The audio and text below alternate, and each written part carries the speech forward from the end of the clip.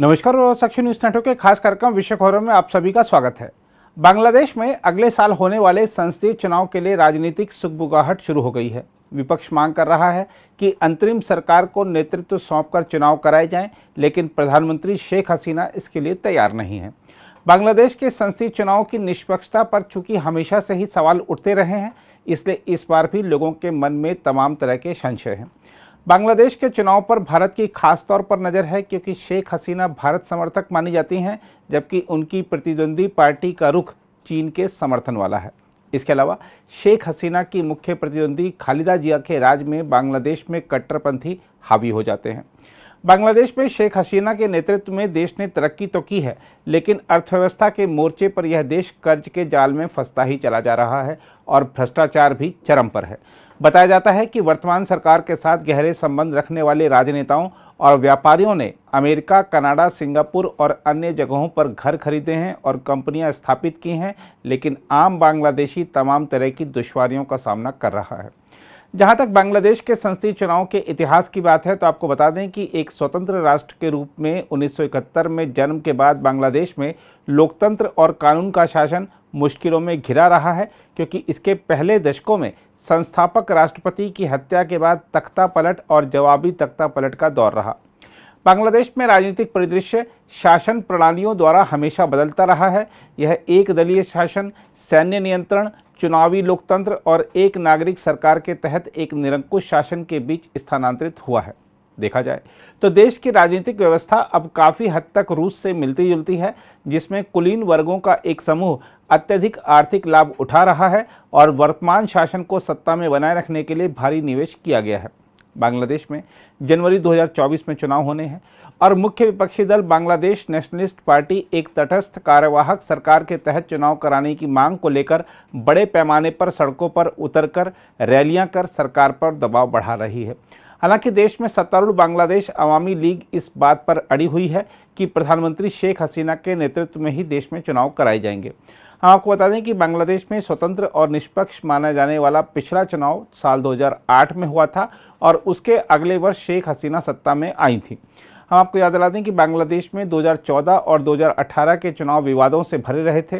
2014 के चुनाव का तो विपक्ष ने बहिष्कार किया था। विपक्ष ने 2018 के चुनाव में भाग लिया था, लेकिन डराने धमकाने, विपक्ष के दमन और बड़े पैमाने पर वोट में धांधली के आरोपों से मतदान प्रभावित हुआ था। इसमें सत्ताधारी दल के लिए बूथों पर कब्जा भी शामिल था। रिपोर्टें हैं कि ट्रांसपेरेंसी इंटरनेशनल बांग्लादेश ने मतदान की निष्पक्षता के लिए सर्वेक्षण किया था, जिसमें 50 में से 47 सीटों पर कई तरह की विसंगतियां पाई गई थीं। मानवाधिकार संगठनों ने शेख हसीना सरकार पर क्रूर नीति के तहत काम करने का आरोप लगाया है, जिसमें लोगों को जबरन गायब करना, न्यायेतर हत्याएं और आलोचकों तथा विपक्षी हस्तियों को कैद करना शामिल है। ह्यूमन राइट्स वॉच के आंकड़ों के अनुसार 2009 से अब तक करीब 600 लोग गायब हुए हैं।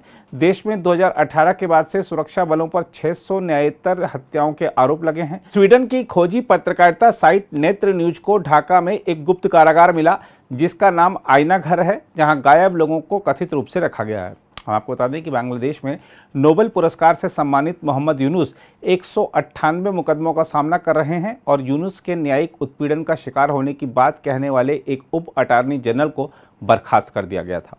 बांग्लादेश के लोकतंत्र और निर्वाचन की यह स्थिति देखते हुए अमेरिका और ऑस्ट्रेलिया सहित प्रमुख उदार लोकतंत्रों ने नए चुनाव का आह्वान किया, लेकिन भारत, रूस और चीन ने परिणाम को लेकर कोई दिक्कत नहीं जताई थी। अमेरिका ने बांग्लादेश में लोकतांत्रिक गिरावट के बारे में चिंता व्यक्त की है, जबकि चीन और रूस वर्तमान शासन को समर्थन देना जारी रखे हुए हैं। बांग्लादेश में चीन के राजदूत ने हाल ही में कहा था कि उनका देश बांग्लादेश के आंतरिक मामलों में हस्तक्षेप नहीं करेगा। यही नहीं, रूस ने तो आगे बढ़ते हुए बांग्लादेश में अमेरिकी दूत के हस्तक्षेप की निंदा तक कर डाली थी। दिसंबर 2021 में अमेरिकी राष्ट्रपति जो बाइडेन प्रशासन ने घोषणा की थी कि अमेरिका विशिष्ट अर्धसैनिक बल रैपिड एक्शन बटालियन और उसके 6 पूर्व अधिकारियों, साथ ही बांग्लादेश पुलिस के वर्तमान और हाल के प्रमुखों के खिलाफ प्रतिबंध लगाएगा। अमेरिकी विदेश विभाग ने घोर मानवाधिकार उल्लंघन के लिए 2 पूर्व पुलिस अधिकारियों और उनके परिवार के सदस्यों पर वीजा प्रतिबंध भी लगाया है। बहरहाल बांग्लादेश में चुनावी माहौल की बात करें तो आपको बता दें कि एक स्वतंत्र और निष्पक्ष चुनाव संभवतः बांग्लादेश के तानाशाही शासन की ढलान को रोकेगा और अधिक जवाबदेही का मार्ग प्रशस्त करेगा। देखा जाए तो बांग्लादेश की अर्थव्यवस्था इस समय संघर्ष कर रही है और वहां बेरोजगारी बढ़ रही है। सऊदी अरब, मिस्र और ईरान की तुलना में बड़ी मुस्लिम आबादी वाले युवा लोगों से भरे देश के लिए एक कामकाजी लोकतंत्र आशावाद की भावना को वापस लाने का एकमात्र मौका प्रदान कर सकता है। हालांकि कार्यवाहक सरकार के अधीन देश में चुनाव कराने की मांग पूरा नहीं किए जाने पर बांग्लादेश नेशनलिस्ट पार्टी आगामी चुनाव का बहिष्कार कर सकती है। यदि ऐसा हुआ तो चुनाव के कोई मायने नहीं रह जाएंगे। अगर आप भी लेना चाहते हैं देश दुनिया की तमाम जानकारी तो आज ही सब्सक्राइब करें हमारे चैनल को। साथ ही नीचे दिए बेल आइकन को जरूर दबाएं ताकि हर अपडेट आप तक पहुंच सके।